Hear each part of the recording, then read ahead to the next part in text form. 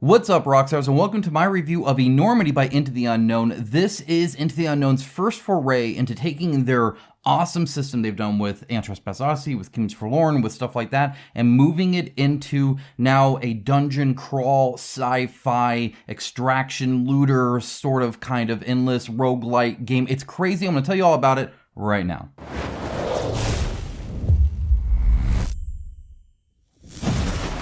All right, now this is going to be a game on crowdfunding. It just like all of their other games, they do big bombastic games. So this one is actually a little bit more streamlined. I know the entry level is a little bit cheaper. I have not seen the campaign yet. In fact, I'm recording this before and I published this at least the day before the campaign. So you can kind of go in kind of knowing what to look at, what to look more into, stuff like that. I try to do it the day of. This time I'm doing a little bit early. Let me know your preference on that. There is a link down in the description below, obviously, to the campaign. So however it ends up, which I'm sure it'll do really, really well, because honestly, this is a really good game and the company is well known for doing a good work. So yeah, that's kind of the blurb about me posting this and the link down in the description below, of course, stuff like that. Also, a huge shout out to my sponsor of today's video, Into the AM. I'm wearing one of their amazing hoodies right now. This stuff, their fall stuff, amazing. Right now they have a Cyber Monday, Black Friday deal, and you can save yourself an additional 10% on top of their already crazy low prices, which is linked down below, with the code down also in the link below. Save yourself an additional 10% on top of that. Into the AM makes fantastic quality clothing, apparel, and honestly, I could not recommend them more. Again, they fit great, they feel great, and they're having a crazy good sale right now. So stock up, get yourself something nice, get somebody else something nice. Seriously, their fall stuff, but even their regular stuff, fantastic. Just comfortable. You look great in it. They're good quality clothing. Love them to death. All right. With that out of the way, let's go ahead and start talking about this. First and foremost, with, I guess, the differences.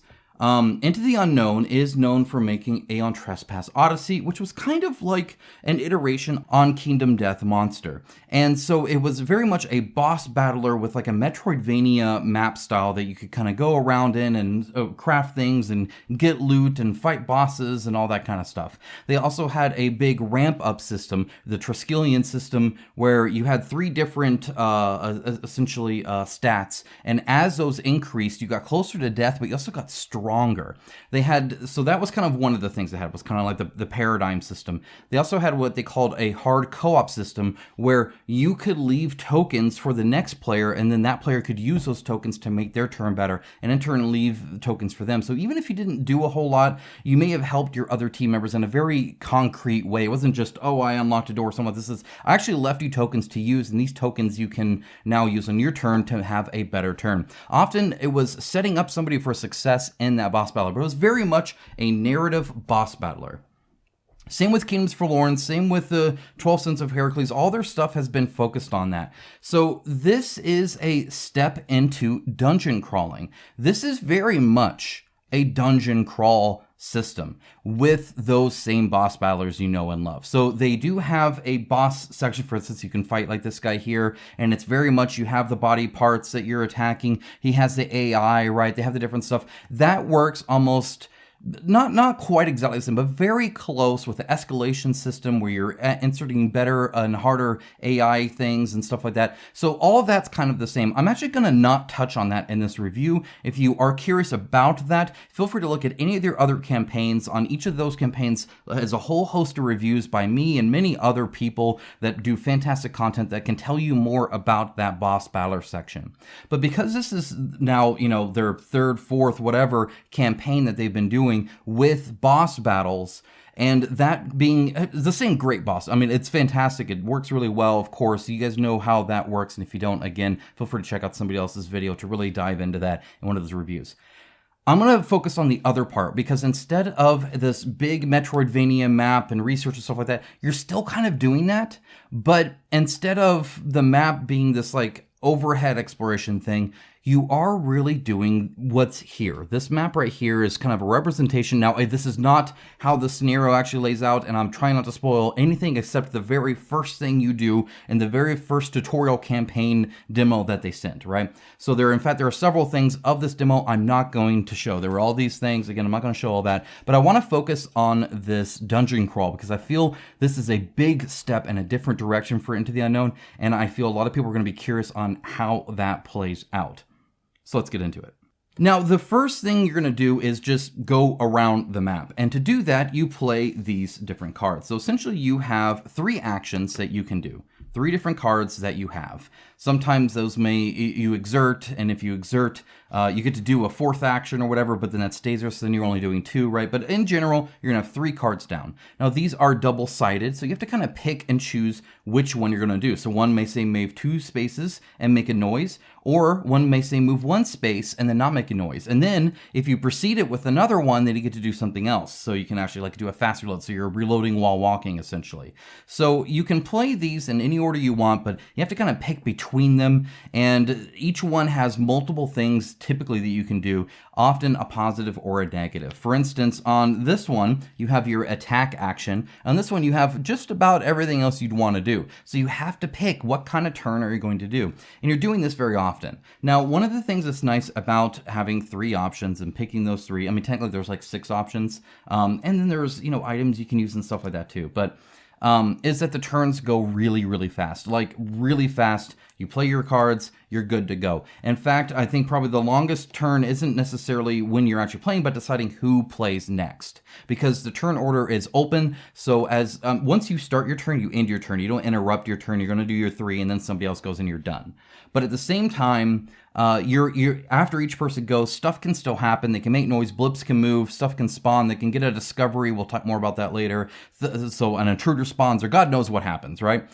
Things can change, and then everybody else discusses, and you, hey, who goes next? After me, or maybe you did this and you got the discovery, and now, oh well, I was going to do this, but now I'll have to do something else. So you're constantly making those discussions, but the actual playing of your turn goes pretty quick, and I really like that. In fact, one of the longest parts is actually from this Rubicon system they have here. I'll talk more about that in a bit, where you lay those tokens down, that hard co-op mechanic, and again, I'll speak on that more later. But the turns themselves go very quick, and that's literally what you're doing. Move 1 space, move 1 space, and then maybe you want to follow up again and move 2 spaces and just gain a stress, or maybe you want to move 3 spaces and also make a noise, and if it's preceded by another walk, you get to do different stuff, and then maybe you're going to scavenge, you're going to scout, or you're going to reload or rationalize or do something like that.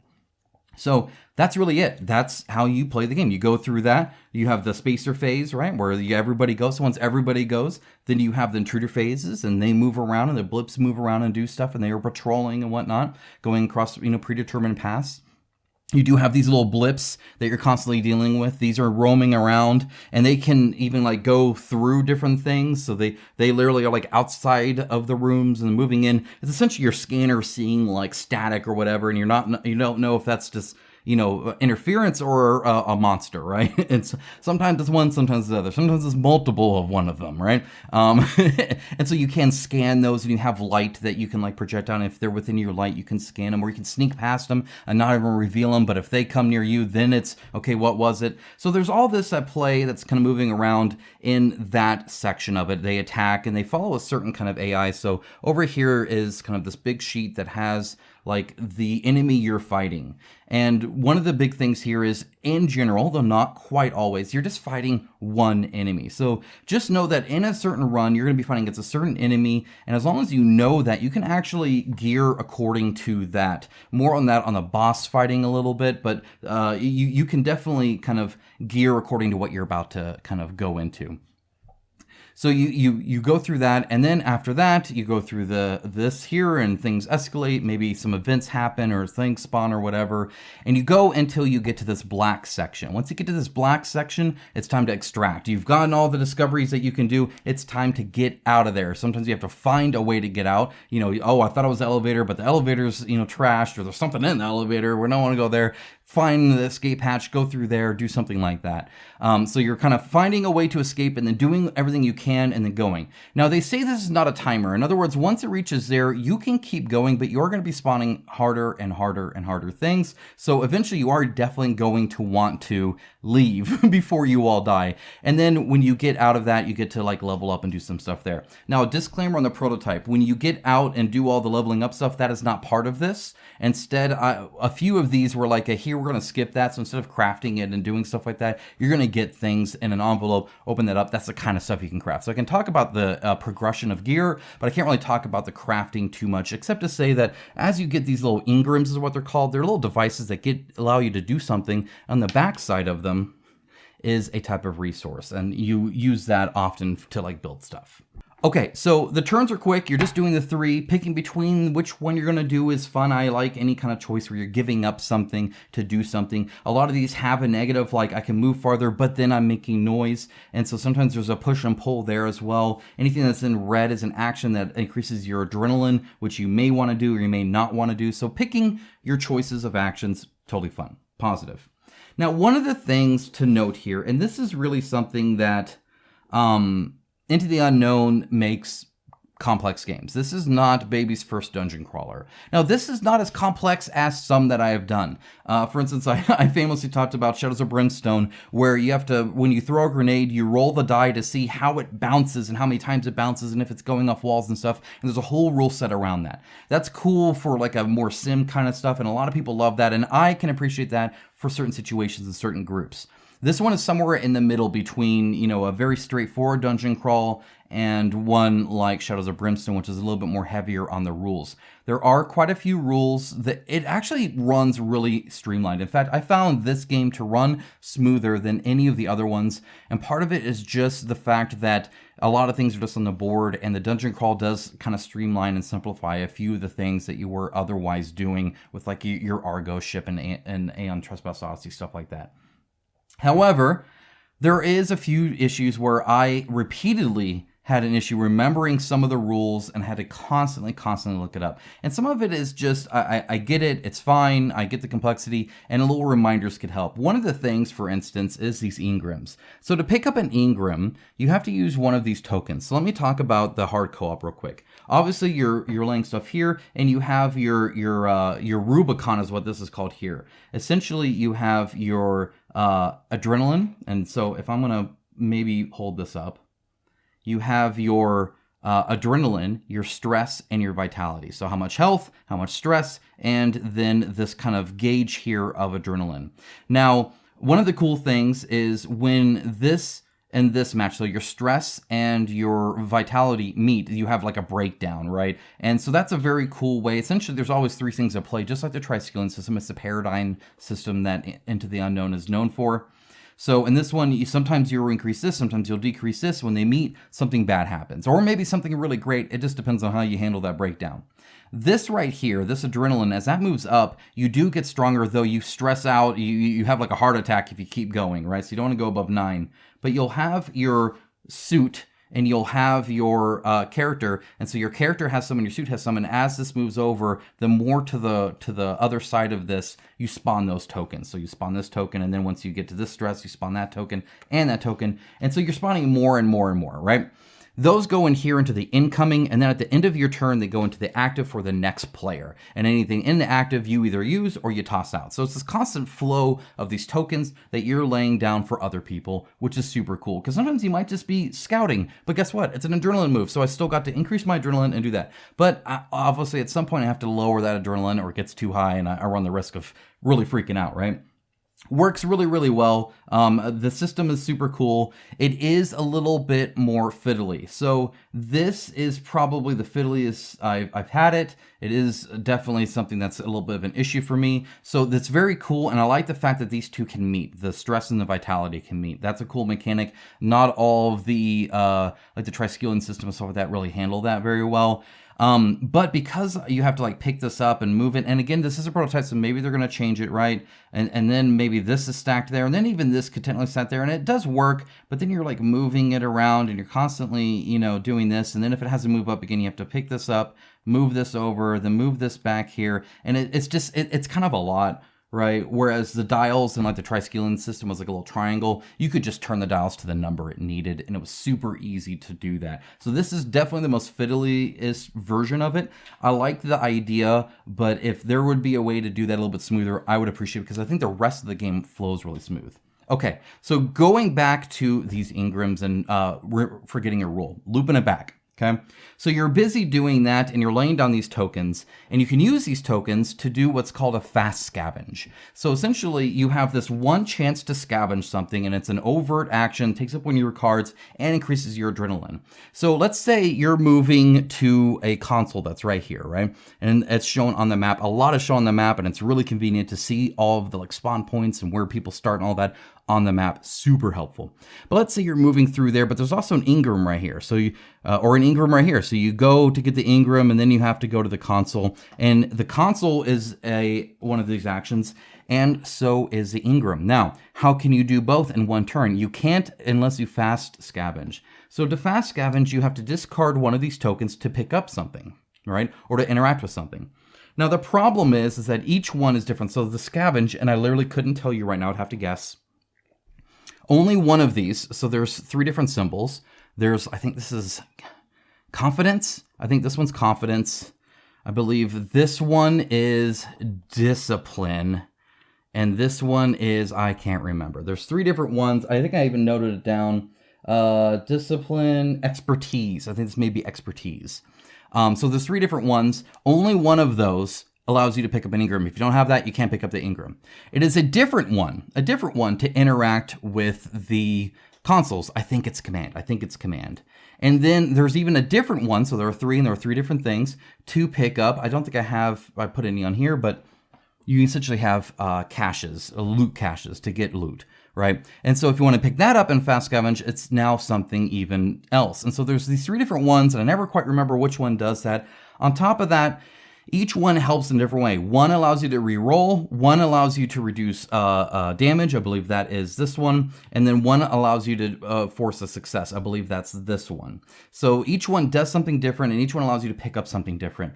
And I had to constantly look that up. Now that is something they could put on a help card. They don't necessarily on this, but they could. I kept flipping to it. And notice, even talking about it, I'm pretty much there, and I've played it enough to where I think I'm pretty good on it for the most part. But these first few sessions very much were me just constantly looking that up. For whatever reason, that just didn't click. I remembered a lot of this, though even then it's like, so this track has stuff that's a certain shape, but then it could have a blip on it. So I do this blip and then I do that blip. And I know that now, but I did have to go back and look it up. Okay, which one do I do the blip? How do I spawn one versus the other? Are they spawn different? No, they're not. You know, like there was all this kind of stuff I had to just kind of look up, right? And sure, every game starts out like that. And this wasn't the full, you know, huge 100+ hour whatever campaign that they're going to be having, right? I think there's like 3 different story campaigns they're doing, plus like an endless mode and all that.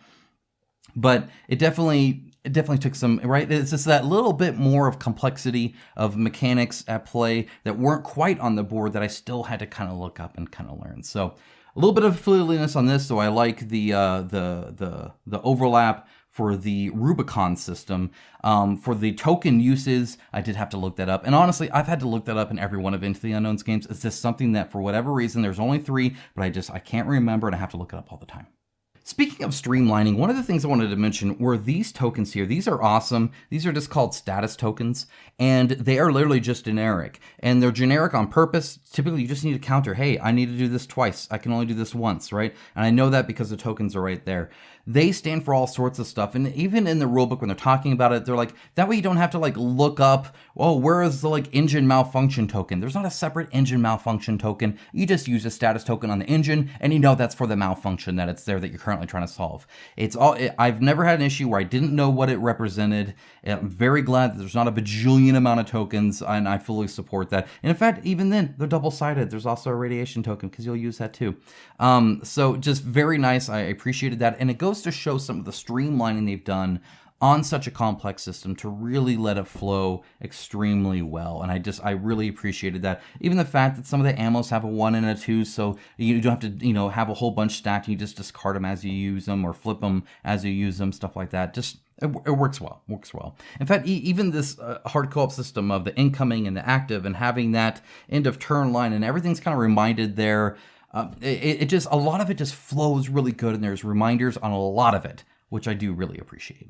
All right, so let's talk about this dungeon crawl a little bit. Obviously, one of the benefits here is that the table space is finally manageable. This is pretty much everything in the like first scenario that I was playing with, plus some extra stuff. I even have some like AI cards and stuff that you actually kind of need, even though you're not fighting a boss. More on that in a moment. But either way, this is like a lot of it. This is like a little book here. And in fact, these will just be like location cards, but I have to have this whole thing out just because it's printed on there for this prototype, this demo. I have the rule book here to look up exactly. I already turned to what discipline, confidence, and expertise allow you to do and when they allow you to do it, because I can never remember. All that kind of stuff right there. Super easy. The dice are there. I got some tokens. In fact, I still have some space, and this is for 4 people set up very comfortably. Honestly, it's not hard at all. The fact that during the crafting session, even that is like over here, and the spawn point, you can like load stuff up in different areas of the map, so you don't have to have this huge map. Aeon Triphthausic came out, you needed 2 different tables, right? This is one table comfortably, not even a very large table. This is a Megan Medium from Geek and Sun. Great table, not the biggest actually. I wish I had the large, so because I like to play big games and they don't always fit. This fits actually fine. I'm impressed that I'm playing a whole dungeon crawl easily with this. And a lot of it is because some of the nice things is because you're limited to pretty much one mini, that you don't have to bring out every of them. Now, sometimes one can spawn up or something can happen, but for the most part, it's just one type of enemy, you're good to go. Now, another cool thing about it, you may have noticed, is this guy sitting right here at the end. So, it's not always the case, but sometimes you will have to spawn an adversary, which is one of the boss characters at the end. So as you go through, while it's not a timer, this boss can spawn on there and start chasing you down, and it is unstoppable. It will not die. You cannot kill it. You can slow it down slightly, but it will chase you down and murderize you unless you run away from it and do what you got to do. Very much like Nemesis from like Resident Evil, if you recall that, or one of the other versions of what essentially they did with Nemesis, where he just randomly shows up and is attacking you.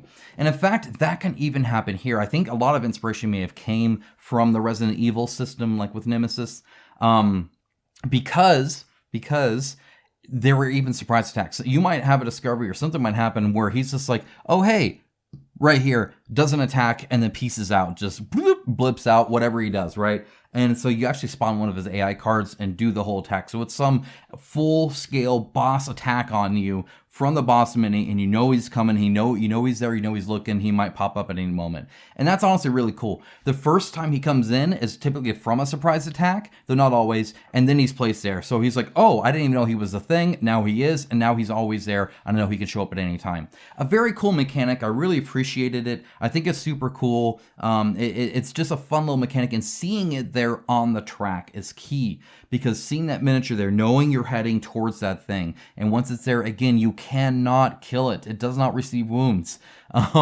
You can shoot it, you can slow it down, you can weld doors shut, you can do whatever you can to slow it down, but it'll keep coming. Very, very cool. Just super awesome. I love the idea, love the concept. I think it played out really well. Love the fact that a boss can just interject into the dungeon crawl, interject at a certain time. Again, very, very neat. Now, it is Into the Unknown, so you do have a lot of these kind of just cool ideas. One of them is the fact that you get these like secrets that you have to, be able to get. So there's some that are very obvious, like you go to the console, you go to 0213, and you know that. There's some that you might have to kind of piece together. You might have to kind of look at something or hear something or notice something and then try and look it up. And when you do, let me see if I can find a quick example. There will be essentially a little like mark that lets you know that, hey, yeah, you guessed right. See, there's like hidden text like this that you might have to go into and stuff, and you use a scanner to be able to like, see the message or whatever. And you also use it for like spawning blips, but that's not really a point I'm trying to make in this review. Either way, you might be, find something in here and it's like, oh, hey, yeah, that's actually a thing. Now, if it's not the case, if you guessed wrong, if you thought it was something and you guessed wrong, or it's not a thing or whatever, you actually increase stress on your character. And I just think that's so funny that the table me thinking, oh, hey, I think there's something. You look up, like, oh, no. So it actually kind of punishes you for like looking in the book when you're not supposed to, or when you accidentally do. And I just think it's a really funny idea that then your character's like, now I'm all stressed. No, that was a bummer. I like little things like that. And they do a lot of that kind of stuff. Whether it's finding lore on a a card, or the fact that the discovery had lore, and then you get the item from the discovery from a special deck, and then that is like, why is it here? It shouldn't be there, or how it works. There's a backstory to some of these weapons, not quite to the level of like a Nier Automata kind of thing, but in like a, you know, there was an event that happened. This was a quest chain, and now I got this at the end of it, or I found this during the boss battle, and it like latched onto me. Now it's on my arm, or whatever the heck it is, right? Super cool. Again, I just really appreciate that. And speaking of the loot is really good. So you do have this fun little like loot tray. It has a cap on there, so you don't see the top because these are typically double-sided, and you just take the bottom card out, and then it's as simple as that to loot a Zenmo suppressor gun or whatever, right? So that's really cool, and I like that, and getting the weapons is very good. There is a limited space in your backpack, so you cannot carry too much. That's part of that extraction run. Essentially, you're trying to gather all the materials you can, gather all the discoveries you can, gather all the gears you can, and then get out of there, and then make cool stuff with it. The stuff you make, by the way, like I said, that I like unlocked in some of these, incredible. Now, I won't show these to you, and more on spoilers and towards the end here. Also about what wasn't included in here that they've alluded to that sound really cool that I want to tell you about. But the gear, just great in general. Awesome. So what we have here are several systems. We have a Rubicon system that is their new paradigm system that has a very cool thing, like I said, especially with the threshold. I liked that, but at the same time is a little bit more fiddly than the others. But yet the hard co-op mechanic with those tokens, especially with fast scavenging, does make them really helpful. Often it's just, if you're attacking, it's helpful. These are useful all the time because what you're doing in the scavenging mode is trying to get loot and get discovery cards and move around and gather all the stuff you can. And so these are almost just as vital for getting stuff as it is for attacking, whether it's a re-roll or something like that. And I really appreciated that. Additionally, when it comes to moving this to the dungeon crawl, no keydoms for Lorna. I know you guys haven't played that yet, but even from the prototype I played, does a little bit of that where you're kind of doing a boss battle but against multiple enemies. This is now a true dungeon crawl, so you will have enemies that you are attacking, and it does really well. The guns have like these burst fires, and you know what they're doing, and they have, you know, a simple little AI that they're following that's still kind of an intelligent AI system. You're able to deal with them pretty good, so you do feel pretty capable with what you're doing, as long as you keep track of your ammo. The ammo reloading, especially with these heavy weapons, are awesome. You burst fire and kill everybody, but now you were empty. You have to do a whole action to full reload. None of this fast reloading for you. You gotta sit there and reload the darn thing like it's a crossbow bolt or something, right? And so it does have a little kind of like big attack in the weight, and they're discharge weapons. So they have weapons that essentially have to cool down before they can be used again. Same kind of system. So you have these bursts of power that then you have to slow down. It works really well. They did a good job balancing the fact that you can fight a boss with this exact same system that you're fighting these enemies on in a very good way. I was actually quite impressed by that. They have stuff where you can like empty the clip to do extra damage that, again, doesn't necessarily have a big deal on some of these unless you're really far along because they escalate with it. But for a boss, definitely helpful. So they did a good job at keeping one system work for both in a way that feels authentic to both. Very much awesome. Okay, one thing I wanted to go over was the quest system. So essentially you have these cards here, these course cards that are kind of like quests, but at the same time you also have quests that are going on either chained discoveries or stuff that you're marking that isn't like the full game. I didn't get to touch that again, a little bit more on that in just a moment. But really it was cool to go through and have stuff match. So each section of the ship has certain different kinds of enemies, certain different kind of discoveries, and they all just make sense with where you're at in the story, where you're at on the ship, and what you're fighting. And all that pairs really well together in an iterative way to where you come across something and maybe you have to make a decision, or maybe you have to mark something, or maybe you meet a character, or maybe somebody comes with you, or maybe you realize something else, or you move to a different section, or there's all these things that can come up in these quests that just going to happen naturally through these like discovery cards. So you have these discovery cards, that you loot up. You have these different discovery locations that you go to that makes sense on the map, and then that'll have you go to different areas. But it honestly, anything can kind of spawn that and push you to there, and then you're going through a logical series of events to do these side quests and stuff. Speaking of which, even your course typically has a side quest. So you have a main objective and then a secondary objective sometimes, and you can kind of do both. Again, you're trying to do as much as you can on these runs, on these incursions as possible. Okay, so there are a few things that I'm not able to cover in this review, so I want to kind of talk about those. There are certain items or like suits and stuff that are super cool, and I wish I could show you, but I don't want to spoil anything, so I'm not going to. But these things held some awesome stuff. I know there's been a lot of talk about the initial suits. I want you to kind of go back and think to the initial Titans you get in Aeon Trespass Odyssey, or if you haven't played that, go ahead and look, versus what you end up with, right? And the rampant increase in that. This follows the same as that. It really, really does. The suits look really cool. The items you get in are super cool. You start with this basic, oh, I'm an astronaut, and you end up with like this like thing that I'm not going to describe, except it's super cool. It's really, really cool. I'm excited for you guys to see it. Again, I'm posting this the day before the campaign launch, but once the campaign launches, again, link down in the description below. Check that out. Take a look at what they're willing to show you, and just know that there's even more they're probably not showing you. Super cool. I loved seeing all the new items and the new suits, and I wish I had minis for them already because I think it's going to be awesome. Now, another thing is I wasn't able to touch on a lot. There's a lot of different things here, right? I mean, and I didn't touch on a lot of mechanics like how you spawn blips by slotting in a scanner card and then it reveals what they're doing there, which is kind of fun. It's also kind of pointless. You could just flip the card over and see it. It's the same mechanically, but it's thematic to do this. And then you also have the little scanner where you can scan code and stuff like that. It's fun. I don't mind it, even if mechanically it's the same.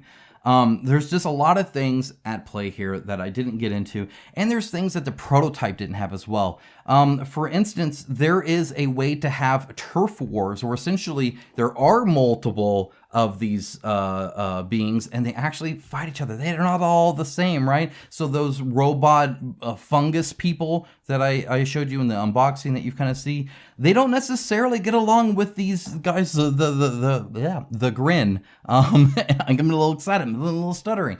And so they might fight at each other too and view each other as enemies as well. That's a mechanic that's not even really in this fully and will be in the full game. I'm excited to see what else is there. They've mentioned a whole lot. Again, I'm not going to dive into every little bit. Feel free to check out the campaign. But yeah, anyway, as a fan of dungeon crawls, as a fan of boss battlers, this has been one of their best.